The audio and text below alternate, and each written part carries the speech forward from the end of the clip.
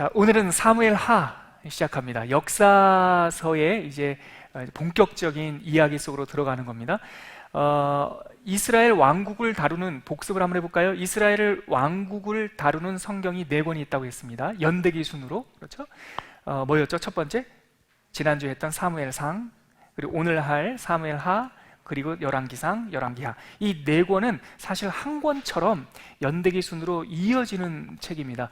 그래서 히브리 성경을 헬라어 성경으로 번역할 때, 그걸 70인역이라고 하는데, 번역할 때 이 사무엘상부터 열왕기하까지 4권의 성경을 제1왕국기, 제2왕국기, 제3왕국기, 제4왕국기 이렇게 부른다고 그랬죠?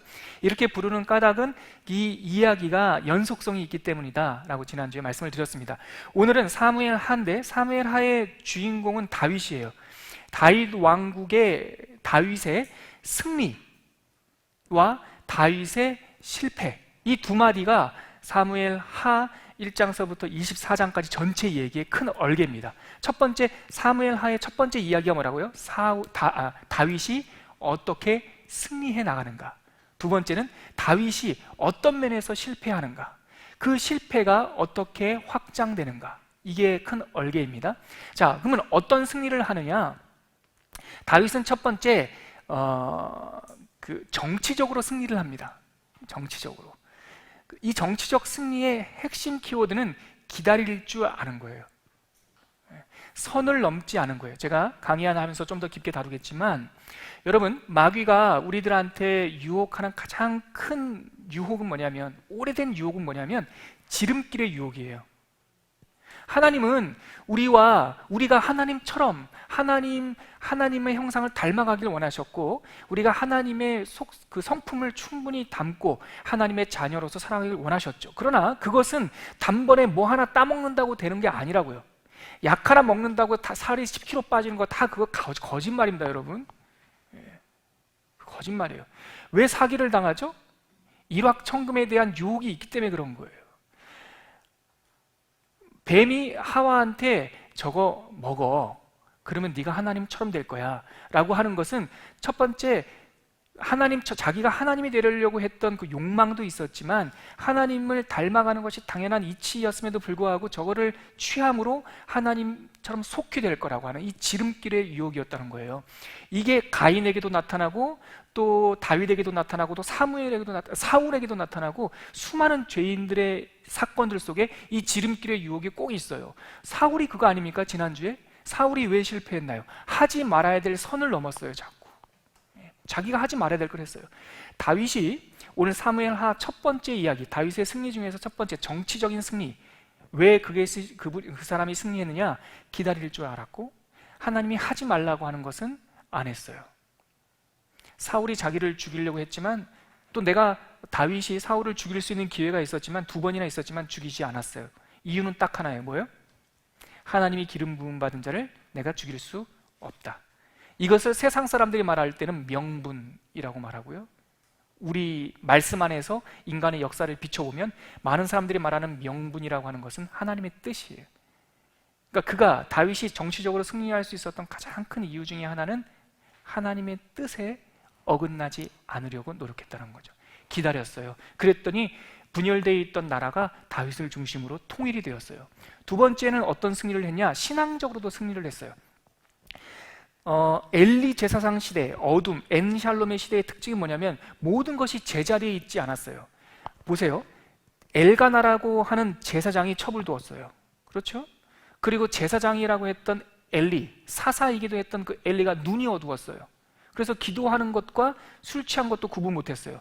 제사장이 제사장 자리에 있지 않았고, 사사가 사사 자리에 있지 않았고, 하나님의 법궤는 하나님의 성막에 있지 않고 법궤가 빼앗겼어요. 왕은 왕의 자리를 지키지 않았어요. 그런데 다윗이 이제 신앙적으로 성공한다고 하는 것은 이렇게 엉망진창으로 흩어져 있던, 무질서하던 영적 질서가 자리를 잡는 거예요. 하나님의 사람이 똑바로 섰어요. 제사장들이 자기의 역할을 했어요. 그리고 이방 블레셋 유다 변경 오베데돔의 집에 있던 그 법궤가 하나님의 성막 안으로 들어왔어요. 물론 성경에 보면 다윗성으로 법궤가 들어왔다고 했는데, 그때는 성전이 안 지어질 때였어요. 다윗이 사무엘하 7장에 기도하는 거 보면 나는 이렇게 백향목 좋은 집에 사는데 하나님의 법궤가 아직까지도 성막, 천막에 있습니다 말하는 걸 보니 하나님의 이 텐트가 예루살렘으로 이전한 것 같아요. 자, 이 대목에서 여러분, 하나님께서 주신 성막이 가나안 땅에 들어와서 세 곳을 이동을 합니다. 첫 번째, 요단강을 건너와서 성막이 있었던 첫 번째 성막을 딱 쳤던 곳이 어디입니까? 길갈이라는 곳이었어요. 길갈이라는 곳이 이스라엘 백성이 이 가나안 땅을 점령하는 베이스 캠프였어요. 길갈에서 유다 지파와 므낫세 지파와 몇몇 지파들의 땅을 분배한 후에 나머지 일곱 지파와 반 지파를 제비뽑기하는 곳은 갑자기 길갈이라는 곳에서 실로라는 곳으로 옮겨요. 기억나세요? 거기서 일곱 지파 반의 제비를 뽑아요. 그러니까 첫 번째 법궤가 요단강을 건너와서 길갈에 텐트를 친 후에, 머문 후에 이제 막 이 정리가 된다고, 그 땅이 점령된 다음에는 이 텐트가 실로에 가요. 실로가 영적 중심지가 돼요. 자, 세 번째 다윗 왕 시대 때 이 텐트가 예루살렘으로 와요. 목사님, 예루살렘은 우리가 생각할 때 이스라엘의 중심지인데 왜 단번에 예루살렘으로 안 갔습니까? 그런 의문이 들 수 있죠. 오늘 본문을 성경 통독을 하신 분은 기억을 하실지 모르겠지만, 그 대목을 염두에 두셨는지 모르겠지만, 다윗이 통일왕국의 왕이 되기 전까지 예루살렘은 이스라엘 사람들이 사는 땅이 아니었어요. 여부수 사람들이 사는 땅이었어요. 그래서 다윗이 통일왕국의 왕이 된 이후에 그제서야 그 예루살렘에 가서, 그러니까 그 여부수 땅에 가서 여부수 사람들을 몰아내고 거기에 다윗성 예루살렘을 지어요. 그러니까 성막이 길갈과 실로에 갈 때는 예루살렘은 이미 아직까지 그 이스라엘의 도성으로 정비되기 전이고 여부수 사람이 살고 있을 때였어요. 그러니까 다윗이 왕의 도성을 만든 후에 텐트, 하나님의 성막을 예루살렘으로 옮겨왔다는 것이 추정이 돼요. 성경에는 옮겨온 기록은 안 나와 있지만 그 성막이 예루살렘에 있었다라는 기록은 있어요. 자, 그래서 하나님의 법궤가 들어와서 왕이 제자리에 서고, 제사장이 제자리에 서고, 하나님의 백성들이 제자리에 서고 통일이 되고, 드디어 하나님의 법궤가 이스라엘 백성 안에 들어오면서 제자리에 섰어요. 자, 그러면 하나 딱 서야 될 게 있네요. 자, 보십시오. 지도자, 제사장, 백성, 법궤가 섰어요. 그러면 뭐가 딱 쓰면 완성이 될까요? 다섯 번째, 언약입니다. 언약. 이게 역순이에요. 역순. 언약이 맨 처음에 주셨고, 그 다음에 백성들을 세우셨고, 그리고 제사장을 주셨고, 이게 지금 창세기서부터의 역순이라고요. 창세기 3장에서의 언약, 그리고 출애굽기의 백성, 그리고 모세와 아론을 통해서는 제사장, 그리고 그 다음에 왕, 뭐 이렇게 세워졌다고요. 자, 이게 다 세워진 다음에 맨 마지막에 언약을 갱신해야 되는데, 그것이 바로 사무엘하 7장에 나오는 다윗의 언약이에요. 그래서 하나님의 성경을 쭉 보면 지금까지 읽었던 성경 이야기를 제가 한번 이렇게 언약이라고 하는 관점으로 실을 딱 꿰드리면, 인간이 하나님의 창조를 받아가지고 선하게 창조되었는데 단절된 거예요. 하나님의 언약의 핵심은 단절된 너희를, 죽은 너희들을 다시 살려주겠다는 거예요. 단절된 너희가 다시 하나님과 화목하게 해주겠다. 이게 언약이에요. 그 첫 번째 언약이 창세기 3장에 나오는 원언약, 태초의 언약.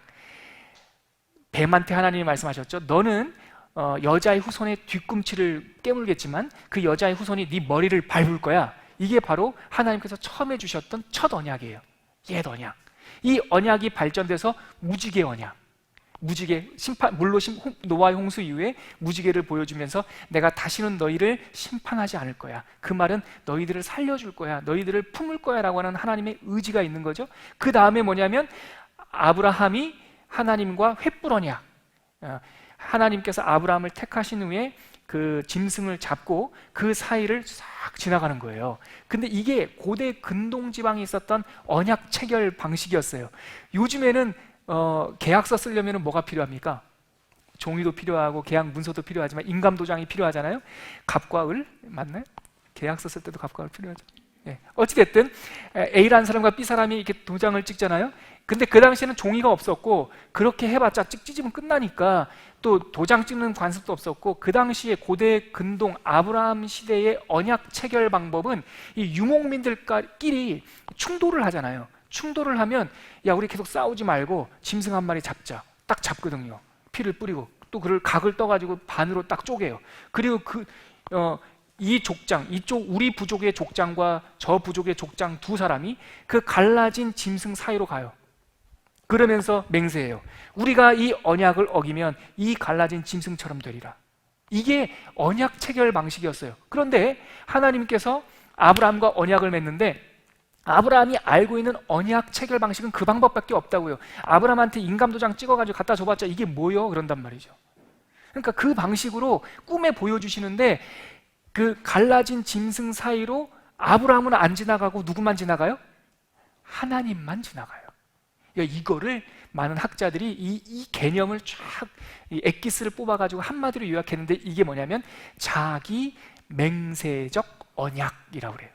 하나님께서 우리와 언약을 맺으셨는데 이건 쌍방간의 언약이 아니라 내가 반드시 너를 어떻게 하겠다, 내가 반드시 너를 구원하겠다라고 하는 하나님의 혼자 하시는 자기 맹세적 언약이에요. 이게 아브라함의 언약이었어요. 아브라함의 언약이 지나고 나서 이제 오늘 우리가 읽게 되는 사무엘하 7장에 다윗의 언약까지 오는 거예요. 다윗의 언약 이번 주에 읽으면서 여러분들 만납니다. 내일 만나는군요. 7장 내일 읽어보십시오. 거기에 보면은 하나님과 이스라엘 백성이 처음에 맺었던 그 언약이 다윗이라고 하는 한 사람으로 다시 한번 갱신됩니다. 또 이어지는 언약이 뭘까요? 에스겔에서 나온 예레미야와 에스겔에 나오는 포로 시대 때 주신 새 언약에 있어요. 내가 너희와 새 언약을 맺을 거야. 근데 그 새 언약은 누구로 인해 완성되느냐? 예수님으로부터 완성되는 거예요. 그래서 태초의 창세기 3장의 언약, 그 다음에 무지개 언약, 홍수 후의 무지개, 그 다음에 아브라함의 언약, 횃불 언약, 그리고 다윗의 언약, 그리고 예레미야와 에스겔 시대의 새 언약, 그 새 언약의 완성자 예수 그리스도, 이렇게 언약이 쭉 이어져요. 그래서 엉클어져 있던 이스라엘 백성에서 다윗이 신앙적으로 승리를 하는데 아까 말씀드렸던 다시 한번요, 왕이 제대로 섰어요, 제사장이 제대로 섰어요, 백성이 제대로 섰어요, 법궤가 돌아왔어요. 이제 마지막 법궤가 들어온 이후에 언약이 다시 다 갱신이 돼요. 그래서 신앙적으로 승리합니다. 세 번째 승리는 뭐냐면 이제 군사적으로 승리하는 거예요. 군사적으로 다 이렇게 정비가 됐어요. 그래서 다윗이 어디를 가든지 하나님께서 이기게 해주세요. 이게 8장에 나와요. 8장에 계속 다윗이 어디로 가든지 다 승리하게 하셨더라. 8장인가요? 9장인가요? 잠깐만. 네네, 8장에 나와요. 8장. 저 이미 이왕 찾은 거 한번 찾아볼까요? 여러분들 사무엘하 8장 한번 찾아보세요. 사무엘하 8장 6절 한번 같이 읽어볼까요? 시작. 다윗이 다메섹 아람에 수비대를 두매 아람 사람이 다윗의 종이 되어 조공을 바치니라. 다윗이 어디로 가든지 여호와께서 이기게 하시니라. 이게 이제 계속 군사적으로 이기는 거예요. 또 한 절 더 있어요. 14절 같이 읽을게요. 시작. 다윗이 에돔의 수비대를 두되 온 에돔의 수비대를 두니 에돔 사람이 다 다윗의 종이 되니라. 다윗이 어디로 가든지 여호와께서 이기게 하셨더라. 이게 바로 다윗의 군사적 승리예요. 자, 사무엘하 전반기 큰 두 덩어리 있다고 했죠. 다윗의 승리와 다윗의 실패. 다윗의 승리는 1장서부터 10장까지 있는데 그 다윗의 승리는 세 마디가 있다. 세 가지 주제가 있다. 첫 번째 뭐가 승리했다? 정치적으로 승리했다. 인내할 줄 알았다. 두 번째 신앙적으로 승리했다. 하나님의 엉클어져 있던 모든 질서가 다시 자리 잡았다. 세 번째 군사적으로 승리했다. 다윗이 어디로 가든지 그가 밟는 땅마다 다 이기게 하셨다 라는 게 이 사무엘하 1장부터 10장까지 내용입니다. 자, 그러면 11장서부터 24장까지가 다윗이 실패하는 얘기가 나와 있어요. 그럼 실패하는 결정적 사건이 어디에 나올까요?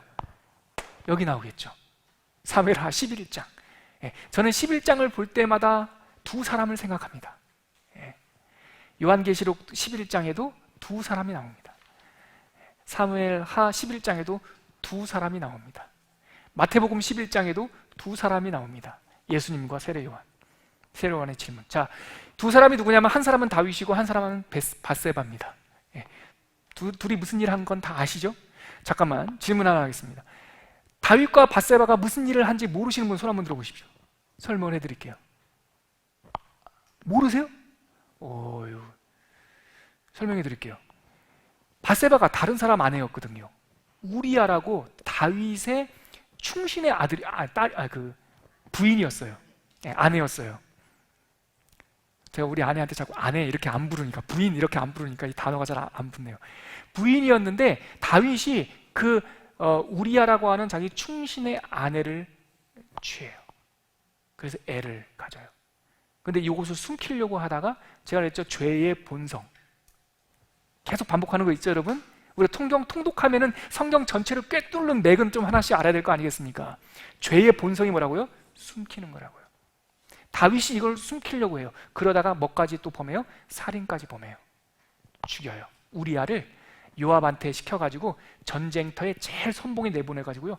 막 돌멩이 떨어지고 또 뜨거운 물 막 붓고 하는데 거기 네가 선봉으로 하다가 거기서 전사를 해요. 아주 이 사건이에요. 자, 그래서 다윗의 실패도 세 가지 대목이 있어요. 첫 번째, 뭘 실패했냐? 자기 자신이 실패했어요. 음란. 자, 자기 자신이 실패하면 그 다음에 이 죄가 어디로 번지냐면 가문에게 번져요. 가문이 실패해요.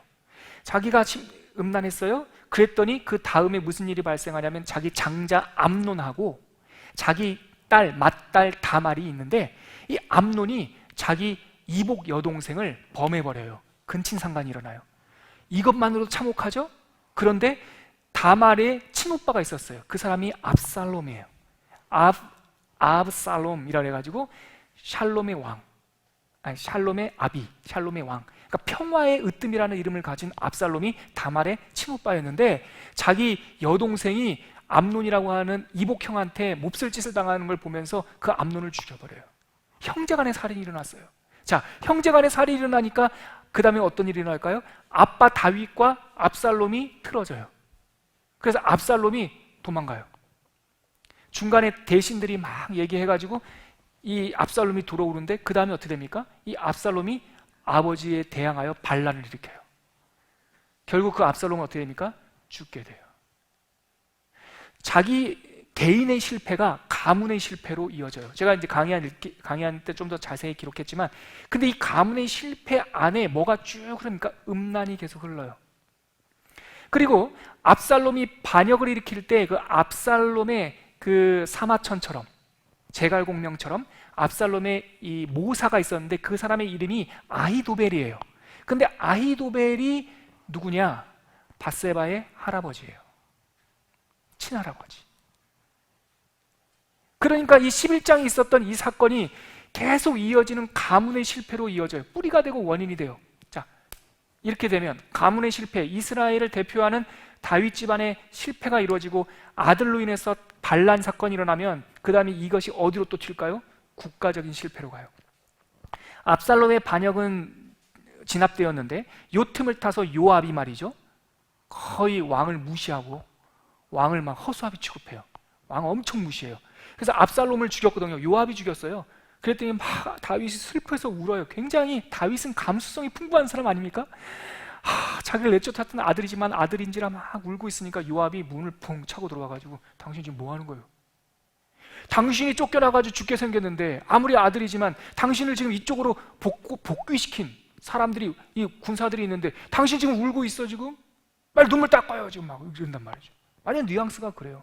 그러니까 완전 무시를 당해요. 근데 이 무시는 보시면 알겠지만, 오늘 읽으신 분 읽으셨는지 모르겠지만 3장 37절인가요? 38절에 보면 다윗이 요압이 다윗을 막 억압하는 장면이 그때부터 나와요. 그러니까 이게 내재하고 있던 다윗의 그 뭐라고 해야 되나요? 경쟁 상대? 군사령관이었거든요. 이 다윗의 경쟁 상대가 이 국가가 가정이 어려워지니까 확 문제처럼 일어나서 세바라고 하는 또 제 이상한 사람이 또 반역을 일으켜요. 세바의 반역이 진압되고 나니까 왕권은 완전히 땅에 떨어지죠. 그러다가 정신이 혼미하니까 24장 맨 마지막 장 가면 최후로 어떤 국가적인 실수를 범하죠? 인구조사를 해요. 인구조사가 하나님이 별로 안 좋아하시는 겁니다. 뭐예요? 계수하는 거예요. 아유, 내가 이랑 똑같은 거예요. 이거랑 아빠랑 요즘에 이제 어린이날 그 어버이날 있으니까 제가 이 비유를 드릴게요. 저랑 제 딸 6살짜리 7살짜리 서은이가 마트에 가는데 서은이가 자꾸 저한테 묻는 거예요. 아빠 돈 있어? 아, 있어. 사줄게. 아빠 좀 믿어. 아빠 돈 있어? 이때니까 그 자기 지갑을 열어봐요. 거기 돈 2,000원 있는데 난 얼마 있지? 이게 철없으니까 이해하는데 이스라엘과 하나님이 함께 보낸 시간이 얼만데 하나님께서 지켜주셨는데 그래서 사무엘하 초반에 오늘 읽어오신 분들은 제가 하는 말이 착착 들어올 텐데 이스보셋이라고 하는 사울의 아들이 있었지 않습니까? 11지파가 왕을 세웠잖아요. 근데 여기서 내부에 반란이 일어나가지고 그 레갑과 바하나인가요? 그 두 사람이 이스보셋을 죽이고 딱 그 전리품을 가지고 와요. 마치 그 공을 얻으려고. 그래서 다윗이 뭐라고 말합니까? 내가 광야에서 개처럼 다닐 때에도 하나님께서 나를 지켜주셨는데, 내가 아무것도 없을 때도 나를 하나님께서 지켜주셨는데, 그리고 내가 그 광야에서 사울을 죽일 수 있는 환경이 있었음에도 불구하고 기름 부음 받은 자를 죽이지 않았는데 하물며 의인의 침상에 들어가서 의인을 죽인 니네들을 내가 살려줄 것 같냐? 하고 죽인다고. 그러니까 우리 사무엘 하 전반부에 다윗은 자기의 군사력이나 자기의 지혜를 의지하지 않고 자기의 칼을 의지하지 않고 하나님을 신뢰했다고요. 근데 사무엘하 24장에 가면 개수예요. 군사력 개수한 거예요. 그랬더니 하나님께서 너 잘났다. 딱 이 음성 들으면 여러분들 그 자리에서 스테이 하셔야 됩니다. 우리가 여러 가지 기도 제목을 가지고 하나님께 막 하나님 제가 이번에 이런 프로젝트를 하고 제가 이번에 뭘 샀는데요. 하나님 그 땅이 좀 올라야 되고요. 막 기도하고 있는데 하나님께서 생각 없으니까 그렇게 기도할 거 아닙니까 우리가? 예? 아니 그러니까 정말 힘들어서 하나님 나 오늘 하나님 이번 달 제가 먹고 살 게 없어요. 이런 기도는 하나님께서 만나의 은혜를 주시죠. 근데 이렇게 쌓아놓고 하나님 또 더 받아야 돼. 막 이렇게 하고 있는데 하나님께서 한참 이렇게 기도 들으시다가 너 잘났다. 그래 너 그거랑 갖고 살아라. 바짝 하셔야 됩니다, 여러분. 번개치고 천둥치고가 아니라 너 잘났다 이 소리 딱 들리면 24장에서 계속 개수하니까 하나님께 너 잘났네. 그래 네 맘대로 한번 살아봐. 그래 내가 너희들 그 요한계시록 10장에 있는 것처럼 동풍을 붙잡고 계신 하나님, 내가 니네들 살려주려고 이렇게 붙잡고 있었는데 7장인가요? 요한계시 7장? 이 사방의 동풍을 붙잡고 내가 이 동풍 한번 놔버릴게. 전염병, 전쟁, 기근, 이건 니네들이 할 수 없는 거 아니니? 전쟁하고 요즘에 아주 평화 무드지만 여러분 우리 대통령께서 잘하고 계셔요. 감사해요. 정말 감사. 그러나 여러분 기도하셔야 돼요. 하나님의 도우심 없이 되는 일이 없어요. 세계 전쟁 이야기를 보면요, 우연한 우발적인 사고로 세계대전이 일어나더라고요. 정치인들을 위해서 기도해 주시고 대통령을 위해서도 기도해 주시고 우리나라를 위해서 기도해 주셔야 돼요. 전쟁은요 우리가 어떻게 할 수가 없어요. 하나님께 있어요. 그러니까 하나님께서 딱 물어요. 전쟁 내가 그거 놔버릴까? 두 번째, 가뭄. 요즘에는 치수 사업 많이 하지만 옛날에는요 하늘에서 비 안 내려주면 끝인 거예요. 특히 이스라엘처럼 그렇게 건조 지역에서는요. 야 내가 가뭄 줄게. 세 번째, 전염병. 그래, 전염병은 그 당시 어떡하냐고요. 이 세 가지는 내가 딱 붙잡고 있었던 건데 한번 놔볼게. 어떤 거 놓을까? 이런 거예요. 그러니까 이거를 성경을 읽을 때 하나님을 가해자처럼 생각하지 마세요. 우리와 하나님 사이에 중립 상태였는데 우리가 못하니까 하나님께서 징벌했다고 생각하시면 안 돼요, 여러분. 징벌하신 것이 아니라 하나님과 우리 사이에는 중립 상태에 있었던 것이 아니라 우리는 비탈길에 서 있는 수레와 같다고요. 우리 능력으로 사는 게 아니에요. 우리는 그 비탈길에 있는 수레처럼 아슬아슬한데 우리의 바퀴에 하나님께서 탁 붙잡고 있으니까 우리가 거기 서 있는 겁니다. 근데 하나님께서 그 뒤에 붙잡고 있는 이 힘을 딱 놓아버리시면 그냥 나락으로 떨어지는 거예요. 우리의 좌표를 잘 읽으셔야 돼요. 이스라엘과 하나님은요 중립 상태가 아니라 아슬아슬한 이 팔레스타인 땅에 떠도는 백성들 세워놓았어요. 하나님께서 전쟁도 막아주시고 전염병도 막아주시고 기근도 막아주셨는데 지 잘났다고 개수하고 앉아있으니 하나님께서 이런 거예요. 그래? 어떤 거 하나 놔볼까? 너 왕이지? 그래, 선택해. 어떤 거 놓을까? 니네들이 잘 살 수 있나 보자. 그리고 선택한 게 전염병이에요. 7일간의 전염병 휩쓸었죠. 그때 납작 엎드리는 거예요. 그 이후에 다윗의 노년에 대한 기록은 없어요. 충분해요, 그것만으로. 그리고 나서 열왕기 상으로 넘어가니까 다윗 왕이 늙음에 이렇게 시작을 해요. 40년의 통치 생활이 끝난 거예요. 자, 이게 바로 사무엘하 전체적인 구조입니다. 우리 복습하고 강의 안 들어가죠. 사무엘하는 1장부터 24장까지 되어 있는데 숫자는 기억 안 하셔도 돼요. 사무엘하는 누구에 대한 이야기다? 큰 이야기 하나, 다윗에 대한 이야기다. 다윗의 성공과 승리와 다윗의 실패. 승리는 세 가지 대목으로 승리를 해요. 첫 번째, 정치적으로 승리해서 통일이 돼요. 자기가 노력한 게 하나도 없어요. 그냥 통일이 돼요. 2년 만에. 두 번째, 뭐가 승리해요? 신앙이 승리해요. 세 번째, 뭐가 승리해요? 군사적으로 승리해요. 근데 11장 딱 가니까 강의 안에도 나와 있지만 왕들이 출전해야 될 때 출전을 안 해. 그러니까 고개 절레절레 흔드네요, 자매님. 그 출전해야 될 때 안 해. 이게 아까 제가 통독 훈련, 그러니까 이게 통독과 말씀드렸던 비슷한 거예요. 호기심의 단계 끝났어, 이제. 그랬을 때 자기를 체근해야 돼. 안 나가도 이겨더라도 왕이 나가야 되는 타이밍이면 찔러서 나가야지. 안 그래요? 근데 안 나가고 지가 남아있다가 바세바를 보고 그 짓을 한 거예요. 나가야 될 때 안 나가다가. 그렇게 하고 나서 실패를 해요. 첫 번째, 개인의 실패. 그 다음에 이 개인의 실패가 어디로 이어져요? 가문의 실패로 이어지고, 가문의 실패는 또 어디로 이어져요? 국가적 실패로 이어져요. 이게 바로 사무엘하 이야기 전반적인 이야기입니다. 자, 우리 강의 한 보시죠. 마이크를 누구부터 할까요? 맨 뒤에부터 여기서부터 하시죠. 잠깐 계시고요. 자, 우리 아무리 급해도 강의안 들어가기 전에 사무엘하 1장 1절은 읽고 들어가시죠. 사무엘하 1장 1절 다 펴셨습니까? 같이 읽을게요. 시작. 사울이 죽은 후에 다윗이 아말렉 사람을 쳐 죽이고 돌아와 다윗이 시글락에서 이틀을 머물더니, 여러분 거기서 중요한 게 있습니다. 다윗이 누구를 이겼어요? 아말렉. 이게 지금 계속 반복되는 그 민족입니다. 요 아말렉. 예. 그 다음에요, 이제 강의안으로 가시죠. 강의안 첫 번째 페이지 보면 아까 제가 말씀드렸던 그 목차가 나와 있습니다. 두 번째 페이지로 갈게요. 1페이지 사무엘하. 혜진자매님 읽어주세요. 제2왕국기. 사무엘하는 유다 지파를 넘어 마침내 이스라엘 전체를 다스리는 다윗 왕의 통치 시기에 대한 기록입니다. 사무엘하는 다윗의 승리와 다윗의 실패라는 두 마디의 큰 줄기 위에서 정치적, 신앙적, 군사적 승리를 거두는 다윗 왕국의 전반기와 바세바 사건으로 대표되는 개인의 실패를 시작으로 가문에 닥친 재난과 국가적 재난으로 이어지는 다윗 왕국의 후반기 이야기를 차례로 담고 있습니다. 사무엘 상하는 원래 한 권의 성경이었기에 내용적인 면에서 연속성이 있습니다. 지난주에 살펴본 사무엘 상과 이번 주 본문인 사무엘 하를 한문에 살펴보면 아래 두 표와 같습니다. 지난주에 제가 처음으로 이 한눈에 보기를 안 만들어 드렸죠. 일부러 그랬어요. 오늘 같이 보려고요. 사무엘 상하를 밑에 게 하, 위에 게 상이거든요. 지난주 기억하시면서 한번 보십시오. 사무엘 하는 세 명의 이야기가 있다고 그랬죠. 사무엘 이야기, 사울 이야기, 다윗 이야기.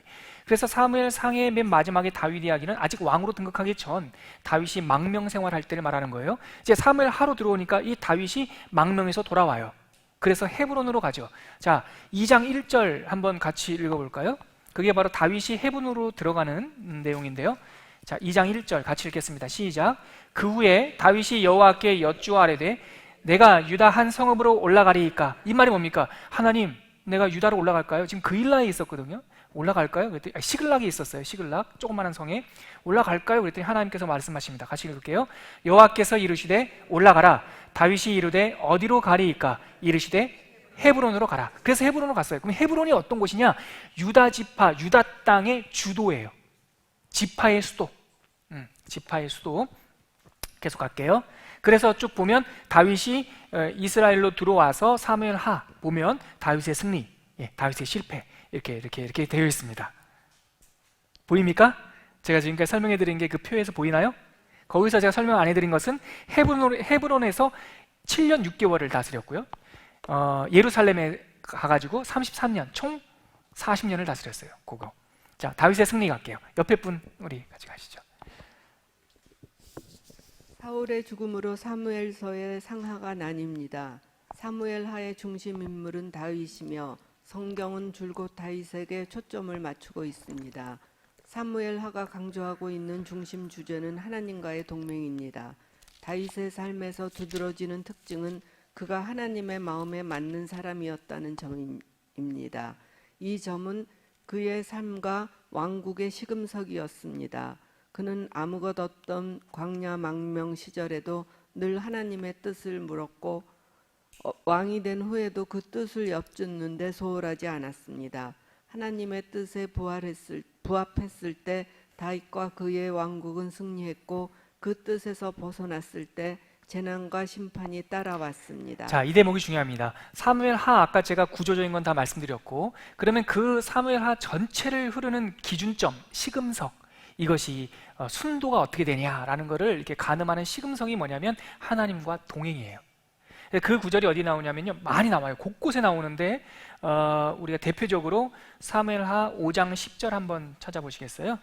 사무엘하 5장 10절. 이 사무엘하 5장은 다윗이 통일 왕국의 왕으로 등극하는 장입니다. 네. 5장 10절, 내일 아침에 여러분들 내일 읽을 본문이네요. 같이 읽겠습니다. 시작. 만군의 하나님 여호와께서 함께 계시니 다윗이 점점 강하여 가니라. 이게 사무엘하 전체 표제어예요. 만군의 하나님 여호와께서 함께 계시니, 하나님과 동행 이야기고 그 길을 걸었다는 거죠. 함께 갔다는 거죠. 동행이라는 말의 히브리어가 뭘까요? 제가 창세기 할 때 말씀드렸는데 이거 유명한, 여러분들 다 알고 있는 겁니다. 죽지 않고 365년 동안 하나님과 함께 살다가 죽지 않고 하늘나라 올라갔던 사람, 그 사람의 이름이 뭡니까? 에녹. 동행이라는 뜻이 에녹이라는 뜻입니다. 예. 하나님과 함께 했다. 그것이 이 모든 승리와 실패의 시금석입니다. 자, 정치적 승리 가볼까요? 그 뒤에 분. 네. 정치적 승리. 사무엘상의 전반부는 다윗의 승리가 계속 이어집니다. 사울이 죽고 왕권의 공백이 생기자 사람들은 자연스럽게 다윗에게 관심을 갖게 됩니다. 하지만 다윗은 서두르지 않았습니다. 그는 하나님의 뜻과 때가 차길 기다릴 줄 아는 사람이었고 하나님의 경륜과 명분을 중요시하는 사람이었습니다. 여기서요, 여러분 경륜이라는 단어 혹시 익숙하세요? 이 경륜이라는 게 성경 전체로 하나님의 역사를 볼 때 굉장히 중요한 단어입니다. 이게 영어로는 providence라고 하는 거죠. 경륜이라고 하는 것은 하나님께서 직접 주도하시는 역사, 하나님의 뜻이 담긴 역사. 여러분 그거 아시죠? 내가 지나온 세월을 이렇게 떠올려 보니까 나 혼자 산 것 같은데, 지금까지는 내가 열심히 공부하고 직장 가고 돈 벌고 이랬던 것 같은데, 내가 인생의 중반쯤 돼서 이렇게 돌아보니 하나님께서 나를 도우셨어. 이런 고백 하시는 분, 하시거나 하시는 분 들어보셨죠? 그게 바로 프로비던스입니다. 하나님의 섭리, 하나님께서 이끌어 주심, 그거예요. 그래서 하나님의 경륜과 명분을 중요하시 여기는 사람이었습니다. 이 부분 제가 자민 얘기 하나 해드릴까요? 어제 아침 예배 조목사님 설교 한번 들어보세요. 어제 아침 예배 너무 중요한 좋은 대목이 있어요. 하나님 믿는 사람의 특징 중에 하나는 중요한 결정을 하는 데 있어서 마음이 요동칠 때 하지 않습니다. 특히 막 영적으로 뭐가 허기질 때 허겁지겁 먹지 않습니다. 마음이 불안할 때 중요한 결정 내리지 않습니다. 이게 말씀을 가지고 살아가는 우리들의 굉장히 중요한 지혜가 될 수 있어요. 여러분, 하나님의 경륜을 믿는 사람은 안 좋을 때 안 좋은 결정을 하지 않습니다. 제가 오래 사는 사람은 아니지만 저는 제 인생에 있어서 아주 제 생각이 아니라 제 생각 같았으면은 몇 번이도 그만두고 싶은 순간도 있었는데, 그때마다 나를 붙잡아줬던 게 바로 이 하나님의 경륜이라는 거예요. 제가 회사 다니면서 사표를 몇 번 쓰고 싶었겠습니까?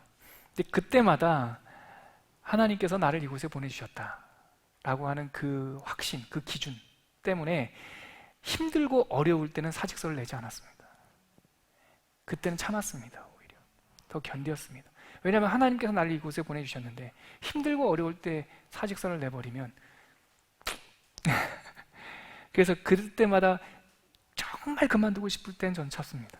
근데 어느 때 그만두냐? 다 좋을 때 그만둡니다.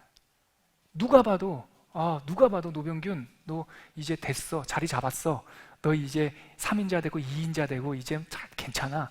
그때가 바로 떠날 때입니다. 떠나야 된다면 다윗이 그렇습니다. 죽일 수 있는지 안 죽입니다. 하나님의 때를 기다립니다. 그리고 하나님께서 이렇게 광야로 보내신 것도 하나님, 헤브론으로 가게 하신 것도 하나님, 사울 왕을 통해서 핍박을 주신 것도 하나님, 자기 자신을 돌아보고 그 자리에 섭니다. 끝까지. 그것이 바로 하나님의 경륜과 명분을 중요시 여기는 사람. 제가 그리고 그 깨달음이 옳았구나라고 확신이 들었던 게 한 구절이 더 있는데, 요한계시록 한번 찾아보실래요? 여러분들에게도 힘이 되기를 바라면서 요한계시록 1장 9절 한번 찾아보세요, 여러분. 요한계시록 1장 9절 같이 한번 읽을까요? 시작. 나 요한은 너희 형제요 예수의 환난과 나라와 참음에 동참하는 자라. 하나님의 말씀과 예수를 증언하였으므로 말미암아 밤모라 하는 섬에 있었더니. 여기요, 나 요한은 너희의 형제요 예수의 환난과 나라와 하나님의 천국과 참음에 동참하는 자라. 제가 예전에 성경 통독하다가 이 한 구절 앞에 멈춰서서 한참 멍하게 있다가 하나님께서 눈물도 주시고 했던 구절이에요. 저는 제 목사로서 요즘에 목사가 하도 지탄받는 사람이 되었고 조롱거리가 되었는데, 저는 그럴 때마다 가슴이 찢어져요. 목사가 여러분들 성도님들보다 크게 잘난 사람도 아니고 특별한 사람도 아니지만 하나님의 교회와 목사가 조롱받을 사람들은 아닙니다. 근데 요즘 세대가 막 조롱받잖아요. 마귀의 전략인데. 근데 저의 목사의 성경적 모델이 누구냐면 이 밤모섬의 요한이거든요. 이 요한 목사였습니다. 이 요한, 사도 요한이. 근데 이 사도 요한이 자기를 소개할 때 뭐라고 소개하냐면 참음에 동참하는 자다, 이렇게 소개를 해요. 그래서 제가 이거를 딱 새겼죠. 네, 참음에 동참하는 자, 참음에 동참하는 자. 여러분, 목회하다 보면요 억울할 때 되게 많습니다. 네. 속상한 건 참고 억울한 건 너무 힘들어요. 막 변명하고 싶고 설명하고 싶고. 저만 그런 거 아니잖아요. 여러분들 그렇잖아요. 엄청 억울하잖아요. 이 성직에, 목사뿐만 아니라 제대로 예수 그리스도의 길을 가려고 하는 사람들은 다 똑같이 그 길이에요. 성직이에요. 가다 보면요 너무 억울해요. 참으십시오. 예수는 십자가에 달리실 때까지 참으셨어요. 예수 십자가 생각하면 못 참을 게 없어요. 죽을 만큼 힘들어도 참고 좋은 날을 주시면 그때 하나님께 떠나기를 구하요. 그때 플라잉 하는 거죠. 다윗은 그런 사람이었어요. 계속 읽어주실래요? 다윗은 사울의 죽음을 진심으로 애통해했고 사울과 그의 아들들을 장사한 길랏 아베스 사람들의 선의를 높게 평가했습니다. 사울의 사후 유다 지파에 의해 왕으로 높여진 다윗은 지파의 수도 헤브론에서 7년 6개월을 다스렸는데 이스보셋이 죽은 후에도 5년 넘게 헤브론을 떠나지 않았습니다. 그는 결코 서두르지 않았습니다. 이 대목 여러분, 성경에는 이게 문장으로 나오지 않지만 계산해 보면 딱 나오는데 이스보셋은 2년을 다스렸어요. 근데 다윗은 헤브론에서 7년 6개월을 다스렸어요. 그러면 이스보셋이 죽고 그 아들이 계승하지 않거든요. 죽고 바로 왕국이 통일돼요. 그런데 이 계산을 딱 해보면 몇 년 동안, 5년 반 동안 다윗은 섣불리 통일왕국 도성을 옮기지 않았어요. 참음에 동참하는 게. 통일됐는데 안 간다고요. 헤브론에 계속 5년 반 동안 머물러 있어요. 겸손하게. 그리고 그 가장 높은 성 헤브론을 어디입니까? 예루살렘을 점령할 때까지 기다려요. 다 점령하고 새로 도성을 만든 다음에 딱 들어가요. 여기서 지혜를 배우십시오, 여러분. 여기서 우리가 삶에 정욕해야 될 지혜들이 너무 많습니다. 그 밑에 있는 구절 제가 예전에 일기에 쓰면서 책 읽고 한다고 정리해 놓은 건데, 성경 구절은 아니지만 함께 나눴으면 좋겠다 해서 제가 파란색으로 강조했는데 한번 같이 한번 읽어볼까요? 시작.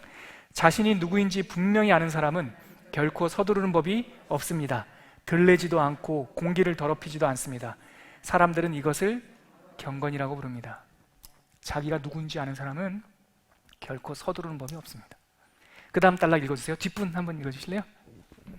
뒷분, 예, 가까우시면. 사울 왕이 비참하게 전사하자 유다 지파는 오래전부터 하나님의 사람으로 알고 있던 다윗에게 기름을 부어 그들의 왕으로 추대합니다. 동시에 사울의 군사령관이자 왕국의 2인자였던 아브넬은 사울의 아들 이스보셋을 꼭두가시 왕으로 세운 후 마하나임에서 사울 왕국을 계승합니다. 이 불안한 동거는 오래가지 못해 기브온 남북 전쟁으로 이어졌고 양측의 사상자만 남기고 휴전을 합니다. 그즈음 사울의 첩과 부정한 일을 행한 아브넬이 이스보셋을 배반하고 다윗에게 투항하러 찾아오는데 이때 지난번 기브온 전쟁에서 동생을 잃은 요압이 방심하고 있던 아브넬을 살해하고 맙니다. 기브온 전쟁에서 남북 전쟁이 처음에 있었는데 그때 이 요압의 남쪽 유다의 군사령관은 요압이었고 북쪽 이스보셋의 군사령관은 아브넬이었어요. 이때 요압이 그의 셋째 동생 아사헬이 달리기를 잘해가지고 그 아브넬을 막 쫓아가거든요. 그러다가 죽어요. 그 원수를 이때 갚아요. 근데 어떻게 갚냐? 암살해요. 브루투스 죽이듯이. 근데 암살하면 안 된다라고 하는 계명이 어디서 우리가 읽었죠? 민수기에서 읽었습니다. 신명기에서 읽었고, 밤늦게 암살하는 자, 지경석으로 옮기는 자, 저주받을지어다. 그거 아시죠? 거기에 암살하면 안 된다. 근데 요압이 아브넬을 불러다가 야, 잠깐 얘기 좀 하자. 성내로 들어가가지고 옆구리를 쿡 찔러서 죽입니다. 이건 나쁜 짓입니다. 그 다음에요. 계속 읽어주세요.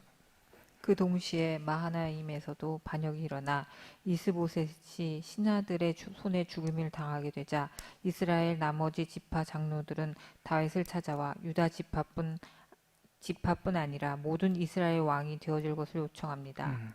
이런 혼란 속에서 다윗 왕국은 혁명처럼 피를 흘리지 않고 평화롭게 시작됩니다.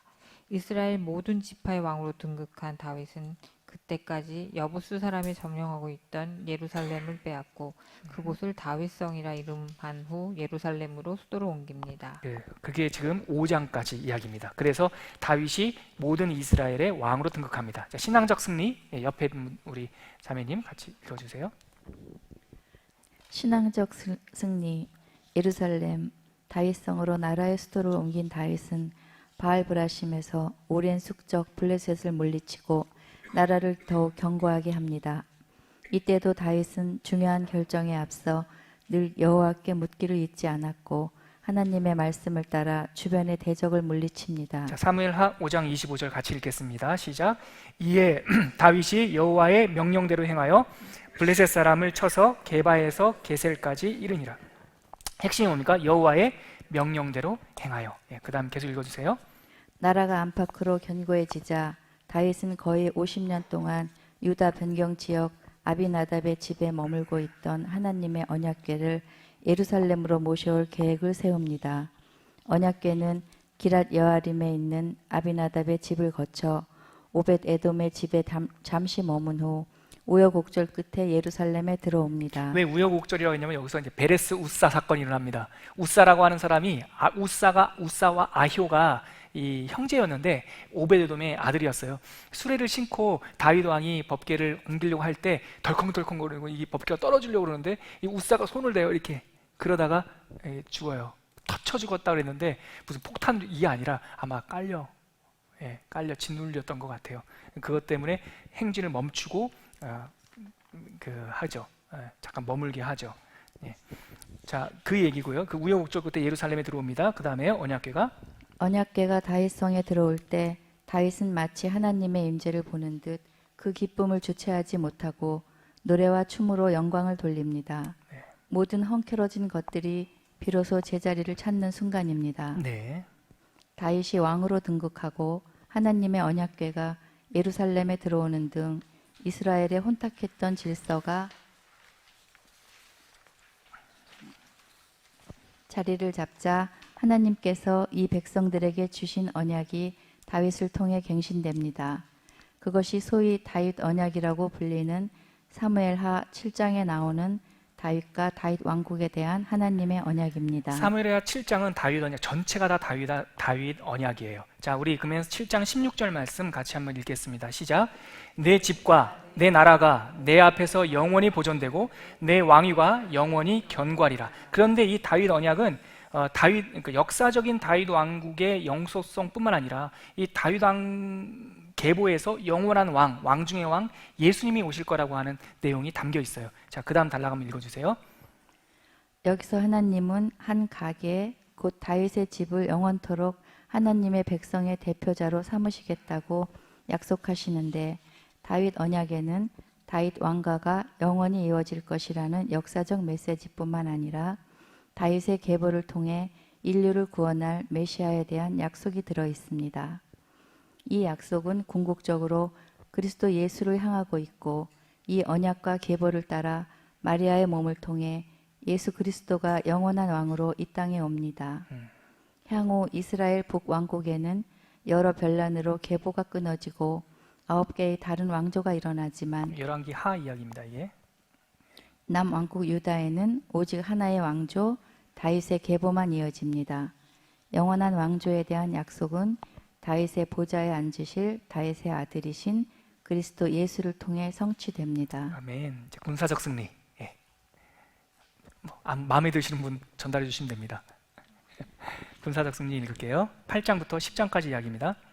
군사적 승리. 다윗 언약 이후 성경은 다윗 왕국이 유다에서 시작해 온 이스라엘은 물론 마침내 블레셋, 모압, 요바와 수리아, 암몬, 아람까지 영토를 확장했다고 기록하고 있습니다.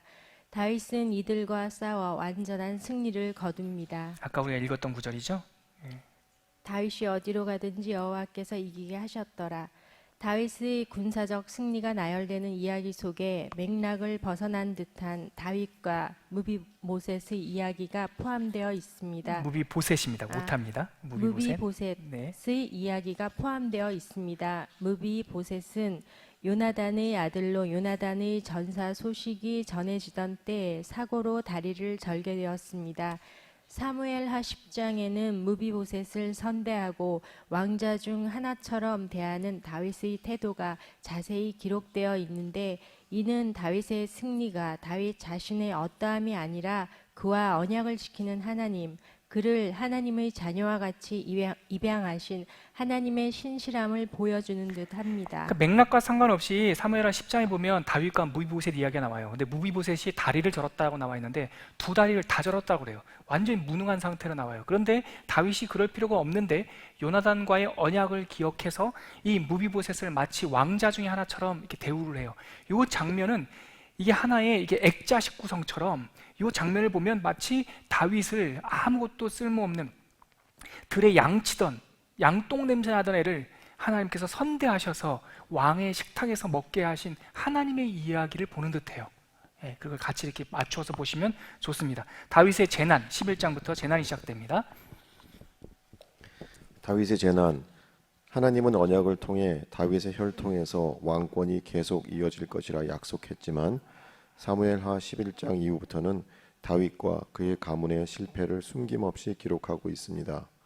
밧세바와의 간음과 우리아를 죽음으로 내몬 일은 다윗 개인의 실패를 넘어 가문의 실패로 그리고 국가적인 실패로 이어집니다. 이런 일탈 행위는 잇따른 비탄과 재난의 원인이 되었습니다. 네, 우리 계속 이어서요. 재난, 개인의 재난 읽어주시죠. 개인의 재난, 모든 장수들이 전장에 나갈 때 다윗은 홀로 왕궁에 남아 있습니다. 이는 전에 없던 모습이고 마치 다윗의 영적 상태와 앞으로 닥칠 끔찍한 실패의 전조와 같습니다. 성경은 그때가 왕들이 출전할 때가 되었다고 말하고 다윗은 예루살렘에 그대로 있었다고 분명히 말하고 있습니다. 네, 이 실패의 전조 11장 1절 말씀 우리가 같이 한번 읽어볼게요. 시작. 그 해가 돌아와 왕들이 출전할 때가 되매 다윗이 요압과 그에게 있는 그의 부하들과 온 이스라엘 군대를 보내니 다윗은 예루살렘에 보세요. 이게 실패를 시작하는 첫 구절이 이거예요. 그 해가 돌아왔다. 그때가 돌아왔다. 출전할 때가 되었다. 그런데 다윗이 군사령관 요압도 보냈고 그에게 있는 부하들도 보냈고 이스라엘 온 군대 모든 군대를 보냈는데 다윗은 예루살렘에 혼자 남아 있어요. 그러다가 죄를 지어요. 계속 읽어주시죠. 다윗은 안목의 정욕에 빠져 충성된 부하 우리아의 처를 범하고 그와 동침한 후 아이까지 갖게 됩니다. 다윗은 자신의 죄를 숨기기 위해 교묘한 계책을 사용하지만 뜻대로 되지 않자 군사령관 요압에게 전령을 보내 밧세바의 남편 우리아를 죽음으로 내몹니다. 죄는 서로 연결되어 있습니다. 다윗의 범죄는 맨 먼저 10번째 계명을 어기는 것으로 시작됩니다. 내 이웃의 소유를 탐내지 말지어다. 요것을 먼저 어겨요. 그래서 탐을 내요. 예, 그 다음에요. 그 다음 7번째 계명을 범합니다. 간음하지 말지어다. 7번째 계명. 그 다음에요. 나아가 다윗은 6번째 계명을 어기게 됩니다. 살인하지 말지어다. 이걸 다 어겨요. 그러니까 이게 죄가 쫙 연결되어 있는 거예요. 그 다음에요. 11장에 압축되어 있지만 이 과정은 오랜 시간에 걸쳐 진행된 일들입니다. 보세요, 여러분. 왜 이게 오랜 시간이라고 제가 말씀을 드리냐면 임신했잖아요. 애가 나와요. 11장에. 최소 얼마나 걸린 겁니까? 10개월이 걸린 거예요. 그러니까 11장에 나와 있는 이 범죄는 우연한 해프닝이 아니에요. 죄를 범했죠. 안목의 정욕으로 실수했죠. 그런데 바로 회개하지 않고요. 괴락을 꾸미고요. 괴락이 실패하니까 우리아를 죽음에 내몰고요. 그래요. 애까지 태어나고. 긴 시간이었어요. 예, 그 다음에요. 11장에 압축되어 있지만 이 과정은 오랜 시간에 걸쳐 진행된 일들입니다. 하나님은 이 과정들을 묵묵히 지켜봤습니다. 그리고 마침내 아무도 모를 것 같던 이 사건을 하나님은 선지자 나단을 통해 드러내고 책임을 요구합니다. 이와 같은 배경에서 다윗은 자신의 죄를 통회하는 마음을 시편 51편에 기록하고 있습니다. 51편의 핵심 구절이 뭔지 아십니까? 51편에 자기 죄를 통회하면서 다윗이 하나님께 간청하는 게 한 구절이에요. 주의 성령을 거두지 마시옵소서. 왜 그랬을까요? 다윗은 봤거든요. 사울 왕을. 죄를 범하고 나서 주의 성령이 떠나고 나니 악신이 들어온 걸 봤어요. 그래서 사울은요, 자기가 죄를 범하고 나서 자기 왕의 위신을 세워달라고 그러는데 다윗은 왕의 위신이고 뭐고 다 필요 없고 딱 하나를 요청해요. 51편에 보면 자기 죄를 탐복하면서 딱 하나의 요청은 성령을 거두지 마시옵소서 그래요. 성령을 거두면 끝나니까. 밑에 제가 표를요, 그 번역해가지고 쭉 만들었는데 복잡해 보이지만 가운데 다윗 있죠. 다윗 이렇게 동그라미 치시고요. 이제 앞으로 가문의 실패가 이어지는 암논이 첫 번째 아들이네요. 그리고 셋째가 압살롬이고요. 그 그술 왕 마아가의 딸로 다말이 있네요. 그리고 맨 마지막 밧세바가, 그리고 이 7명의 처는요 헤브론에서 얻은 처예요. 출생 엄마도 다르고 태어난 고향도 달라요. 그러니까 암논하고 솔로몬하고 또 나중에 아도니아랑 열왕기 상에 가면 아도니아랑 솔로몬이랑 막 다투거든요. 이게 이렇게 거리가 멀어서 그런 거예요. 자, 그거는 나중에 읽으시면서 표를 보시면 일목요연하게 보실 수 있을 겁니다. 자, 5페이지 마지막 페이지로 갈게요. 가문의 재난, 우리 이야기 읽겠습니다. 가문의 재난. 다윗의 간음과 죄에 대한 심판으로 밧세바가 낳은 어린아들이 죽습니다. 하지만 이 죄의 흔적은 다윗 자신에게만 머물지 않고 그 집안 깊숙한 곳까지 침투합니다. 그의 아들 암논이 이복 동생 다말을 근친상간하고 곧이어 압살롬이 이복형 암논을 살해하는 가문의 재난이 닥칩니다. 거기서 끝이 아닙니다. 가장 충격적인 가문의 재난은 반역을 일으킨 압살롬이 아버지의 후궁들을 대낮에 유린하며 다윗 왕국의 혈통을 거의 끊으려 했던 사건입니다. 다윗 가문의 연이은 재난에서 근친상간과 음란 그리고 죽음이 계속 반복되고 있다는 점은 우연이라고 볼 수 없습니다. 또한 압살롬과 함께 다윗을 몰아내고 솔로몬의 모사 역할을 하던 사람이 아히도벨이라는 점도 밧세바 사건과 짙은 연관성을 보여주고 있습니다. 아히도벨은 밧세바의 할아버지일 가능성이 있음. 두 구절을 찾아보시면 아히도벨의 아들이 밧세바의 아빠입니다. 같은 이름입니다. 이걸 보십시오, 여러분. 음란으로 시작된 일이 계속 그 가문의 재난 속에 계속 맥박칩니다. 그래서 압살롬이 다윗 왕을 몰아내고 한 짓이라고 뭐냐면 그 아빠의 후궁, 자기 뭐 족보로 따지면 엄마일 수 있죠. 대낮에, 그것도 밤에 말고 대낮에 아주 욕을 보입니다. 이게 지금 쭉 연결되는 거죠. 자, 국가적 재난 들어갈게요. 압살롬의 반역이 요압의 우리 옆에 있는 분 한번 기회 주시죠. 예. 국가적 재난. 압살롬의 반역이 요압에 의해 진압된 후 다윗은 다시 예루살렘에 돌아오지만 나라의 분위기는 전과 같지 않았습니다. 군사령관 요압은 이스보셋 앞에 아브넬만큼 다윗 앞에 무례해지고 남북 지파들의 갈등이 깊어집니다.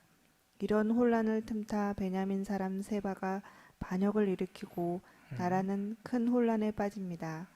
이 세바의 반역 사건은 요압과 그의 형제 아비새가 중심이 되어 진압되지만 왕권은 점점 약해지는 형국이 됩니다. 더불어 다윗 왕 후반에는 여러 이유로 기근이 발생했고 급기야 말년에는 하나님이 기뻐하지 않는 인구 조사로 인해 하나님의 진노가 임하고 그 결과 이스라엘 전역에 전염병이 돌아 7만 명 가량의 백성이 죽음에 이르게 됩니다. 이 재난을 끝으로 사무엘, 사울, 다윗으로 이어지는 사무엘서가 마무리됩니다. 사무엘서를 마무리하며 인간의 역사와 하나님의 섭리에 대한 유진 피터슨 목사의 설명을 읽어볼 필요가 있습니다. 이스라엘 역사와 하나님의 경륜에 대한 유진 피터슨 목사의 설명은 앞으로 더 복잡하게 전개될 이스라엘의 역사를 이해하는 기준선 역할을 할 수 있습니다. 유진 피터슨 목사님의 이야기로 우리가 마무리하고 싶은데 이게 왜 이 이야기를 왜 제가 인용해 갖고 왔냐면 우리가 이스라엘 역사를 읽으면서 드는 의문은 나는 한국 사람이고 한국 역사만 알면 될 걸 왜 이스라엘 역사를 알아야 되느냐라는 거죠. 근데 목사님이 이 이스라엘 역사의 의미를 우리의 그 메시지적 의미를 잘 설명해 주는 건데 이스라엘 역사를 읽다 보면 하나님께서 이스라엘 역사에 관여하신 게 아니라 처음에는 그렇게 보여요. 왜냐하면 인간의 입장에서 썼으니까. 근데 계속 읽다 보면 하나님의 역사 속에 이스라엘이 들어와 있다는 걸 알게 된다는 거죠. 제가 그 밑에 있는 단락 한번 읽어드릴게요. 성경은 우리에게 어떤 도덕 규범을 제시하며 여기에 맞게 살라거나 어떤 교리 체계를 제시하면서 여기에 맞추어 사고하라 그러면 구원받을 것이다 라고 말하지 않습니다. 성경은 그저 우리에게 한 이야기, 내러티브를 들려주며 이렇게 초대할 뿐입니다. 이 안으로 들어오라, 이 이야기 속으로 들어와서 살아라. 이것이 바로 너희들 인간들의 삶이다. 한 인간으로 성숙해 간다는 것이 바로 이런 것이다.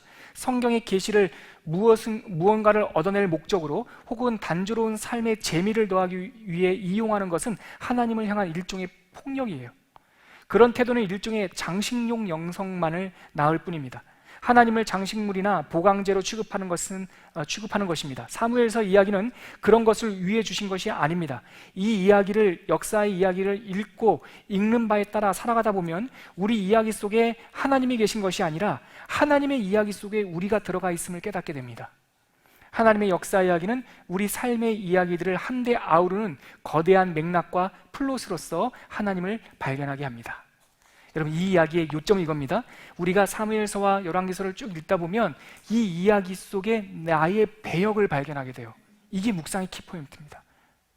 다윗 이야기를 읽을 때 여러분들 그냥 객관적으로 읽는 것이 아니라 이 이야기 속에 내 배역, 때로는 내가 다윗이 되기도 하고 때로는 내가 사울이 되기도 하고 때로는 내가 시므이가 되기도 하고 압살롬의 모습을 보면서 나를 발견하고 암논의 모습을 보면서 한없이 그 가치 없는 것에 쓰러졌던 나를 발견하는 거죠. 그러면서 하나님, 이 거대한 하나님의 경륜과 역사 속에 저의 배역은 무엇입니까? 제 역할은 무엇입니까? 라고 묻게 된다는 거예요. 그랬을 때 하나님께서 너는 말이다 라고 말씀해 주실 거예요. 오늘 사무엘하를 마무리하면서 마지막 요절 하나를 우리가 함께 읽고 마쳤으면 좋겠는데 저는 이 구절이 오늘 참 은혜가 됐어요. 너무너무 다시 전에는 깨닫지 못했던 한 구절이었는데 그것이 3장 39절입니다. 여러분 같이 한번 사무엘하 3장 39절 찾으셨으면 같이 한번 읽어볼까요? 시작. 내가 기름 부음을 받은 왕이 되었으나 오늘 약하여서 수르야의 아들인 이 사람들을 제어하기가 너무 어려우니 여호와는 악행한 자에게 그 악한 대로 갚으실지로다 하니라. 저한테 이 말씀이 오늘의 말씀이었어요. 특별히 내가 기름 부음 받은 왕이 되었으나 오늘 약하여 수르야의 아들인 이 사람들을 제어하기가 너무 어려우니 여호와여 그 악한 자에게 악한 대로 갚아주시옵소서. 오늘 이 말씀이 저희 마음이 멍멍했던 것은 기름 부음 받은 왕이잖아요. 골리앗을 죽인 장수였잖아요. 그리고 천천히요 만만히요 할 때 만만이라고 칭찬 듣던 사람이었잖아요. 그런데 왕이 되자마자 왕이 된 초기에 자기는 너무 약하다는 거예요.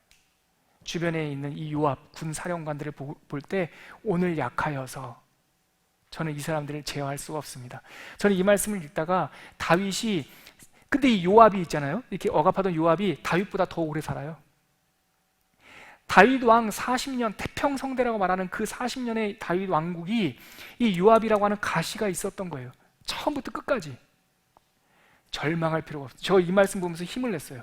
하나님, 제가 기름 부음 받은 목사로 이 시대에 부름을 받았으나 오늘 약하여서, 제가 기름 부음 받은 성도로 이 세상에 이때 부름 받았으나 하나님 2018년 우리가 약하여서 이 시대의 조류를 제압하기가 어렵습니다. 무기력하게 보이잖아요. 그리스도인으로 산다라는 게. 그러나 여호와여, 악행을 한 자를 그 악한 것에 대하여 당신께 맡깁니다. 그러니까 하나님의 경륜, 하나님의 역사를 선언하는 하나의 고백이에요. 저는 이 구절이, 이 3장 39절 이 구절이 다윗과 사울을 딱 가르는 기준이었다고 봐요. 다윗이 40년 동안 왕으로, 선한 왕으로 통치할 수 있었던 이유는 이 구절 때문에 오늘 약하여서, 오늘 약하여서, 내가 강하여서 하면 끝나는 거예요. 오늘 약하여서, 날마다 약한 자로 살아갈 때 하나님께서 우리를 붙잡아 주시죠. 근데 고개 빳빳이 쳐들면 그냥 쓰러져요. 같이 기도하겠습니다. 내가 기름 부음을 받은 왕이 되었으나 오늘 약하여서 수르야의 아들인 이 사람들을 제어하기가 너무 어려우니, 하나님 아버지, 너무나 연약하고 너무나 무기력해 보이는 고백이지만 하나님을 믿기 때문에 이렇게 용기 있게 고백할 수 있는 줄 알게 되었습니다. 하나님, 내 힘으로 살지 않도록 도와주시고 오늘 약하여서 이 한 고백이 나를 살아가는 나의 정체성이 되게 하여 주시어서 세상과 더불어 이기게 하지 않도록 도와주시고 하나님과 더불어 승리하는 삶을 살아갈 수 있도록 이끌어 주시옵소서. 하나님과 동행하는 삶을 한 걸음 내디딜 수 있도록 우리를 붙잡아 주시옵소서. 예수님의 이름으로 기도합니다. 아멘.